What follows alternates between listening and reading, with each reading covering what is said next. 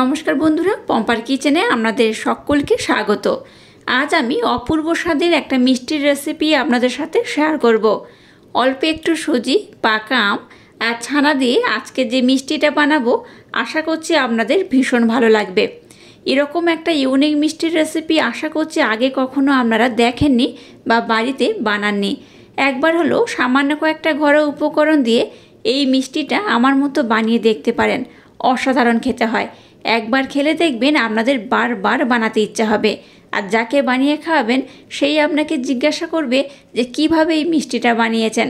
তাহলে চলুন দেরি না করে আজকের এই অপূর্ব স্বাদের মিষ্টির রেসিপিটা দেখে নেওয়া যাক।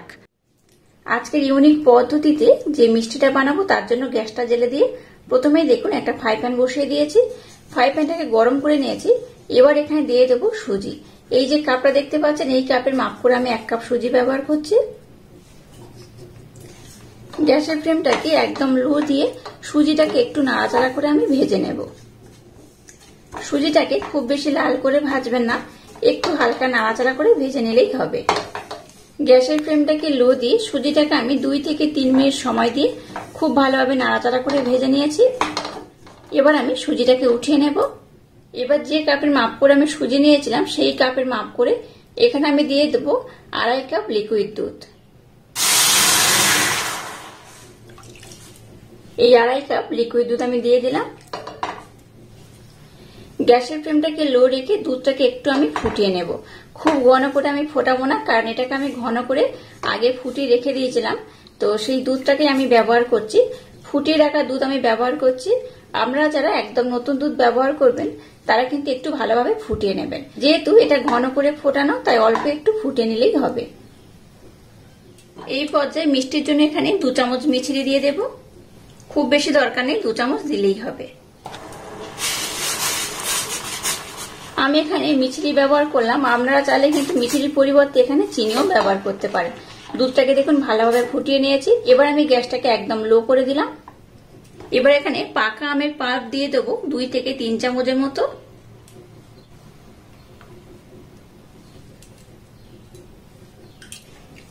পাকা আমের পাল্পটাকে আমি খুব ভালোভাবে ব্লেন্ড করে ফুটিয়ে নিয়েছিলাম। তো একটু ফুটিয়ে নিলেই কিন্তু যে কোনো রেসিপির স্বাদ দ্বিগুণ বেড়ে যায়। তো আপনারা চাইলে কিন্তু একদম র ব্যবহার করতে পারেন, তবে ফুটিয়ে নিলে একটু ভালো হয়। এবার গ্যাসের ফ্লেমটাকে একদম লো করে দুধের সাথে পাকা আমের পাল্পটাকে একটু ভালোভাবে এইভাবে মেল্ট করে নিতে হবে। এই পর্যায়ে এখানে দিয়ে দেবো ভেজে নেওয়া সুজিটা। যে সুজিটাকে ভেজে নিয়েছিলাম সেটা দিয়ে দিলাম। সম্পূর্ণটাই আমি এখানে অ্যাড করব। সম্পূর্ণ সুজিটাকে আমি দিয়ে দিয়েছি। এবার সুজিটাকে দুধের সাথে খুব ভালোভাবে একদম ঘন করে মাখো মাখো করে ফুটিয়ে নিতে হবে। এখানে কিন্তু আর অন্য কোনো উপকরণ অ্যাড করব না।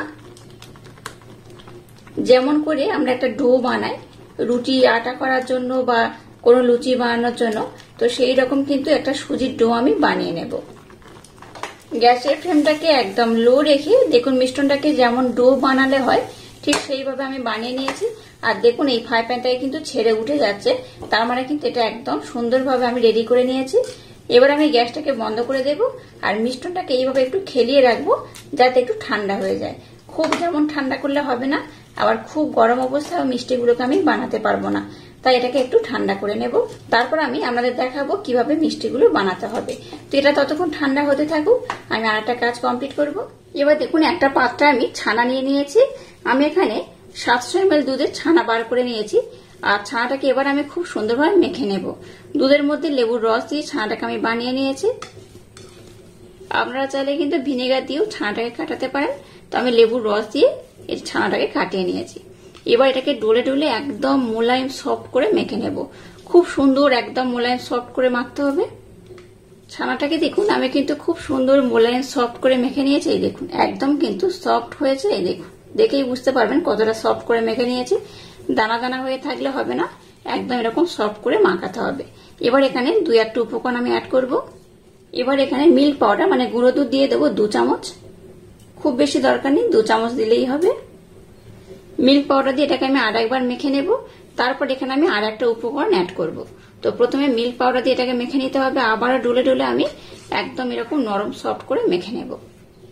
গুঁড়ো দুধ দিয়ে দেখুন আবারও ছানাটাকে আমি খুব সুন্দর মোলায়েম সফট করে মেখে নিয়েছি।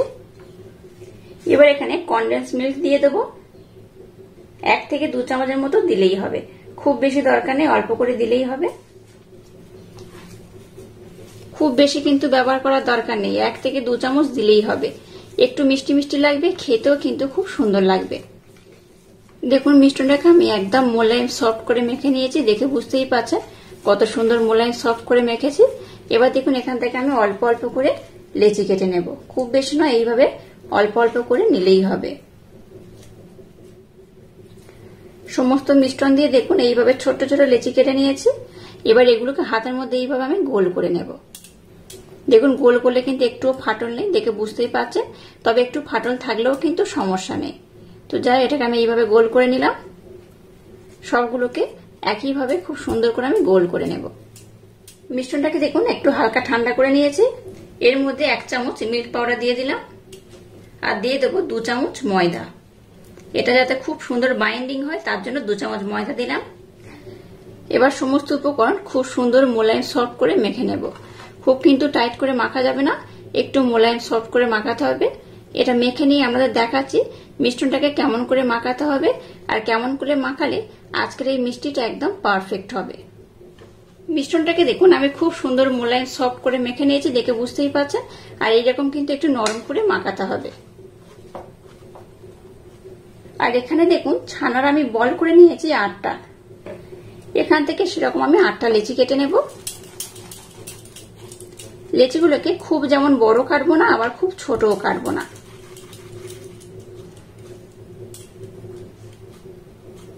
এইভাবে লেচিগুলোকে কাটতে হবে। সমস্ত মিশ্রণ দিয়ে এইভাবে প্রথমে আমি লেচিগুলোকে কেটে নেব। এবার আমি মিশ্রণটাকে এইভাবে গোল করে নেব। এইবার দেখুন আমি গোল করে নিয়েছি। এবার এইভাবে আমি একটু গর্ত করে নেব। এবার যে ছানার বলটাকে বানিয়েছিলাম একটা আমি দিয়ে দিলাম।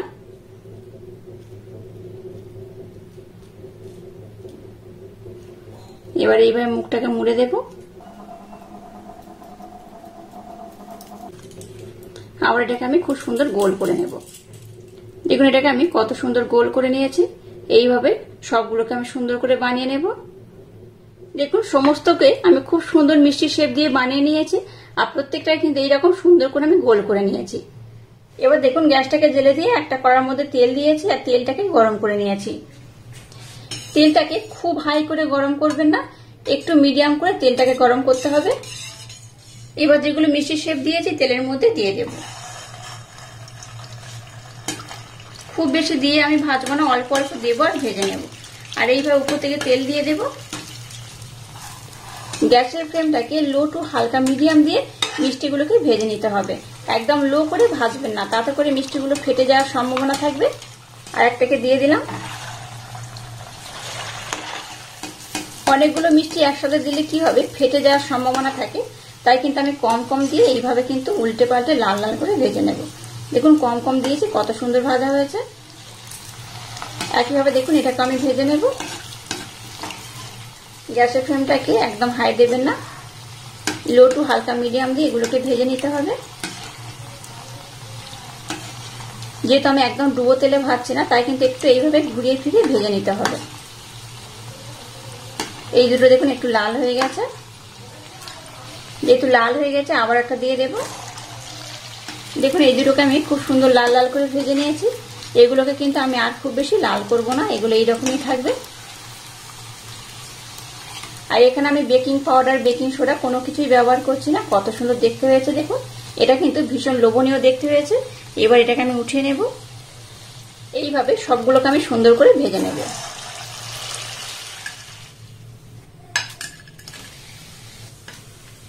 সমস্ত মিষ্টিগুলোকে দেখুন খুব সুন্দর করে বানিয়ে নিয়েছি। আমরা তো সব সময় চিনি শিরার মধ্যে মিষ্টি দিয়ে বানিয়ে খাই, তবে চিনি শিরা ছাড়া বা চিনি ছাড়া এই মিষ্টিটা একবার বানাবেন। সবসময় রসালো মিষ্টি খেতে কিন্তু খুব ভালো লাগে না, এরকম একটা শুকনো মিষ্টি খেতে কিন্তু বেশ দারুণ লাগবে। একদম ইউনিক পদ্ধতিতে বানিয়েছি।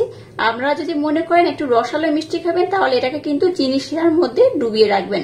চিনি শিরার মধ্যে আধা ঘন্টা ভিজিয়ে রাখলেই দেখবেন এটা খুব সুন্দর নরম রসালো হয়ে যাবে। তো আমি যেহেতু সবসময় নরম রসালো মিষ্টি বানিয়েই থাকি, তাই কিন্তু এবারে আর চিনি শিরার মধ্যে দিলাম না, একদম শুকনো মিষ্টি বানিয়ে নিয়েছি। এই মিষ্টির স্বাদটা একদমই আলাদা হয়। একবার হলো বানিয়ে দেখবেন। যদি ভালো না লাগে তবেই শিরার মধ্যে দেবেন। আশা করছি এইভাবে খেলে শিরার মধ্যে আর দেওয়ার দরকার পড়বে না। তো একটা আমি কেটে আপনাদের দেখাবো কত সুন্দর হয়েছে। ভিতরে যেহেতু আমি ছানা দিয়েছিলাম, একদম ইউনিক পদ্ধতিতে ছানার এই মিষ্টিটা একবার না বানিয়ে খেলে ভীষণ মিস করবেন। একটু আস্তে আস্তেই কাটছি যেহেতু গরম রয়েছে এখনো। দেখুন, এই দেখুন ভিতরে ছানা দিয়ে দিয়েছি, তার জন্য কত অপূর্ব দেখতে লাগছে। এটা দেখতে যেমন সুন্দর লাগছে, এটা কিন্তু খেতে তেমনই অপূর্ব, অসাধারণ। একবার না বানিয়ে খেলে বিশ্বাসই করতে পারবেন না যে এই মিষ্টিটা কত টেস্টি হতে পারে। আর এটা যদি চিনি শিরার মধ্যে দেন তাহলে বুঝতেই পারছেন খুব কিন্তু ভালো লাগবে না। এই যে ছানার স্বাদটা আলাদা করে পাবেন না, আর আম দিয়ে যে সুজির মিশ্রণ বানিয়েছি এটাকেও পাবেন না। তাই এইভাবে অবশ্য বানাবেন, আশা করছি ভীষণ ভালো লাগবে। আর আজকের এই অপূর্ব স্বাদের ছানার মিষ্টির রেসিপিটা যদি আপনাদের ভালো লাগে তাহলে চ্যানেলটাকে লাইক, শেয়ার, কমেন্ট এবং সাবস্ক্রাইব করবেন, আর পাশে থাকা বেল আইকনটা প্রেস করে দেবেন। তাহলে টাটা, আবার দেখা হচ্ছে নতুন কোনো রেসিপি নিয়ে।